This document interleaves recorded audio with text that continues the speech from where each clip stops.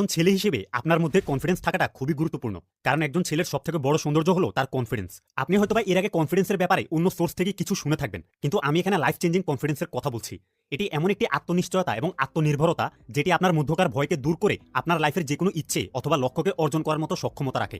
এটি সত্য যে কিছু টুলস থাকে যার মাধ্যমে আপনি আপনার মধ্যে ফেক কনফিডেন্স ডিসপ্লে করতে পারবেন, যেটি একটা সময় আপনাকে সত্যিকারের কনফিডেন্স গেইন করতে সাহায্য করবে। তারা বলে fake it until make it, কিন্তু দিন শেষে যেটা ফেক সেটা ফেকই। এই টুলসগুলো কখনো আপনাকে একটি হার্ড সিচুয়েশন থেকে বাঁচাতে পারবে না। এছাড়া টুলসগুলো কখনো আপনাকে আবার লাইফে কামব্যাক করাতে পারবে না যখন লাইফে কোনো একটা সেক্টরে আপনি হেরে যাবেন। শুধুমাত্র একটি বিষয় আপনাকে এইসব সিচুয়েশন থেকে রক্ষা করতে পারবে, আর তা হলো সত্যিকারের বিশুদ্ধ কনফিডেন্স। আপনি অ্যাক্সেস করছেন দুটি জগতে, একটি হলো বাহিরের জগৎ এবং অন্যটি হলো ভেতরকার জগৎ।